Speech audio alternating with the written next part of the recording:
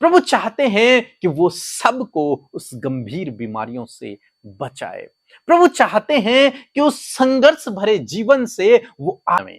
और आज मैं आपसे बात करना चाहता हूं कि हो सकता है आप जीवन के अनेक क्षेत्रों में संघर्ष कर रहे हों और आप चाहते हैं कि वहां से बाहर निकलना, तो परमेश्वर का वचन आज आपको उत्साहित करता है। क्या कहता है परमेश्वर का वचन? मत्ती रचित सुसमाचार उसका 8 अध्याय 2 और 3 पद, जहां पर कुछ इस प्रकार से लिखा है। और देखो, एक कोढ़ी ने पास आकर उसे प्रणाम किया और कहा, हे प्रभु, यदि तू चाहे तो मुझे शुद्ध कर सकता है। यीशु ने हाथ बढ़ाकर उसे छुआ और कहा, मैं चाहता हूं कि तू शुद्ध हो जा। और वह तुरंत कोढ़ से शुद्ध हो गया। आमीन। दोस्तों, यहां पर हम देखते हैं कि एक कोढ़ी यीशु मसीह के पास आया। दोस्तों, कोढ़ एक बहुत गंभीर बीमारी हुआ करती थी, जिसके कारण अधिकतर लोगों की मृत्यु हो जाया करती थी। उस बीमारी से ठीक होना लगभग लगभग नामुमकिन था और इन कोढ़ी लोगों को समाज से बाहर रखा जाता था। उनके पास कोई आया जाया नहीं करता था और उनके पास ये परमिशन नहीं होती थी कि वे समाज में आए, लोगों के साथ में उठे बैठे। लेकिन यहां पर हम देखते हैं कि एक कोढ़ी यीशु मसीह के पास आ रहा है और वो यीशु मसीह के पास आया और यीशु मसीह ने उसे आने दिया, जबकि उस समय के लोग कोढ़ियों को अपने पास नहीं आने दिया करते थे। वे लोग खुद ही वहां से भाग जाया करते थे, इस डर के कारण कहीं ये गंभीर बीमारी मुझे भी ना हो जाए, इसलिए वो लोग भी उनसे हमेशा दूरी बनाकर रखा करते थे। परंतु यहां पर हम देखते हैं जब वो कोढ़ी यीशु के पास आया तो यीशु ने उसे अपने पास आने दिया। यीशु उसे देखकर भागे नहीं, यीशु ने उसे अपने पास आने दिया। और वो कोढ़ी जब यीशु के पास आया, उस कोढ़ी ने एक विनती की। उस कोढ़ी ने कहा कि हे प्रभु, यदि तू चाहे तो मुझे चंगा कर सकता है। यदि तेरी इच्छा हो प्रभु, तो तू मुझे ठीक कर सकता है, तू मुझे बचा सकता है, तू इस गंभीर बीमारी से मुझे बाहर निकाल सकता है, यदि तेरी इच्छा हो। बाइबल कहती है कि प्रभु यीशु मसीह ने उसे छुआ, उसके घाव को छुआ, जहां कोढ़ था वहां छुआ। यह दिखाता है परमेश्वर के प्रेम को, उस अगापे प्रेम को जो परमेश्वर हर एक व्यक्ति से करता है, चाहे वो छोटा हो, बड़ा हो, कोई भी हो।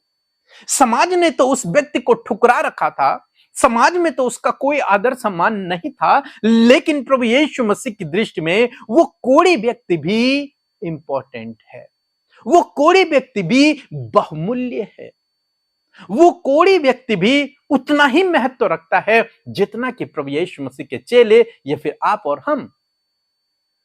और इस कारण प्रभु ने उसे छुआ, इस बात की बिना परवाह किए हुए कि ये बीमारी मुझे भी लग जाएगी, नहीं, प्रभु ने उसे छुआ क्योंकि प्रभु उससे प्रेम करते हैं, अगापे प्रेम करते हैं। उसके प्रेम की कोई सीमा नहीं है, उसके प्रेम को वो गंभीर बीमारी नहीं रोक पाई। और फिर हम देखते हैं कि प्रभु यीशु मसीह ने उसके बदन को छुआ और कहा, मैं चाहता हूं।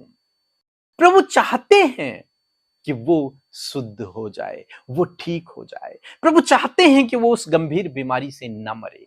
प्रभु चाहते हैं कि वो उस परिस्थिति से बाहर निकले। प्रभु चाहते हैं कि वो फिर से समाज में आ जाए। प्रभु चाहते हैं उसको फिर से आदर सम्मान मिले। प्रभु चाहते हैं कि वो अपने जीवन में आशीष को पाए। प्रभु चाहते हैं कि वो ठीक हो जाए, भला चंगा हो जाए। इसी प्रकार से प्रभु यीशु मसीह चाहते हैं हम सब के लिए, इस धरती के हर एक मनुष्य के लिए, कि कोई भी किसी गंभीर बीमारी से न मरे। प्रभु चाहते हैं कि वो सबको उस गंभीर बीमारियों से बचाए।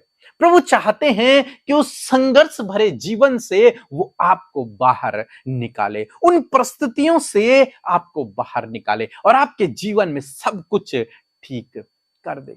प्रभु चाहते हैं कि आप स्वस्थ रहें, भले चंगे रहें, आशीषित रहें, अपने जीवन में आगे बढ़ते रहें। ये परमेश्वर की इच्छा है क्योंकि वो आपसे प्रेम करता है और वो आपकी कुशलता से प्रसन्न होता है। इसलिए वो चाहता है कि आप भले चंगे स्वस्थ रहें। और बाइबल कहती है कि वो व्यक्ति उसी समय ठीक हो गया, तो उसी समय शुद्ध हो गया, उसका कोढ़ उसी समय चला गया। यहां पर न केवल प्रभु यीशु मसीह ने कहा कि मैं चाहता हूं तू ठीक हो जा, परंतु प्रभु ने उसे ठीक भी किया, उसे पूर्ण रूप से चंगा भी कर दिया। इसी प्रकार से मैं आज आपसे कहना चाहूंगा कि प्रभु आपको ठीक भी करेगा, आपको चंगा भी करेगा। हो सकता है आप में से कुछ लोग इस समय किसी गलत संगति में हो, रॉन्ग रिलेशनशिप में हो, या फिर किसी गलत आदत में हो। प्रभु चाहते हैं कि आप उन बुरी आदतों से बाहर निकलें, उस रॉन्ग रिलेशनशिप से बाहर निकलें, उस गलत संगति से आप बाहर निकलें, उस एडिक्शन से आप बाहर निकलें, उस बुरी लत से आप बाहर निकलें।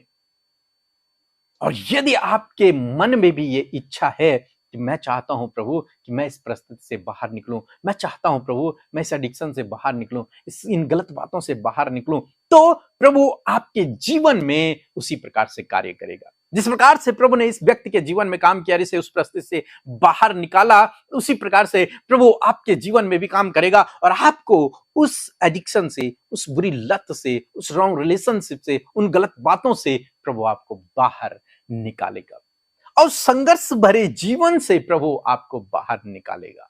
इसलिए दुखी न हों, चिंतित न हों, निराश न हों, परेशान न हों, प्रभु के पास जाएं, उससे प्रार्थना करें। तो वो चाहता है आप स्वस्थ हो जाएं, वो चाहता है कि आप भले चंगे रहें, वो चाहता है कि आप आशीष को पाएं, वो चाहता है कि आप अपने जीवन में आगे बढ़ें, वो चाहता है कि आप उन बुरी गलत आदतों से बाहर निकलें। और जब प्रभु ऐसा चाहते हैं तो वो आपके जीवन में ऐसा करेंगे भी। प्रभु आपके जीवन में इसी प्रकार से काम करेंगे और आपको इन सब परिस्थितियों से बाहर निकालेंगे। सो प्रभु आपको इस वचन के द्वारा बहुतायत से आशीष दे। आमीन। सो दोस्तों, हम आपका धन्यवाद करते हैं क्योंकि आपने हमारे नए भजन पर बहुत प्यार दिया है। रोज सुबह शाम आप उस भजन को सुन रहे हैं, इसके लिए हम आपका धन्यवाद करते हैं। और बहुत से भाई बहन उस भजन के द्वारा आशीष पा रहे हैं, इसलिए हम परमेश्वर का धन्यवाद करते हैं। एक सूचना है कि यदि कोई भी व्यक्ति आपसे, मेरे नाम से, मैडम के नाम से, या फिर हमारे चैनल हिंदी बाइबल मैसेज के नाम से, या फिर हमारे दूसरे चैनल प्रेयर फॉर ऑल के नाम से कोई भी व्यक्ति आपसे दान, दसवांश, डोनेशन मांगे, तो आप बिल्कुल भी न दें, क्योंकि हम किसी से भी कभी भी दान, दसवांश, डोनेशन नहीं मांगते हैं।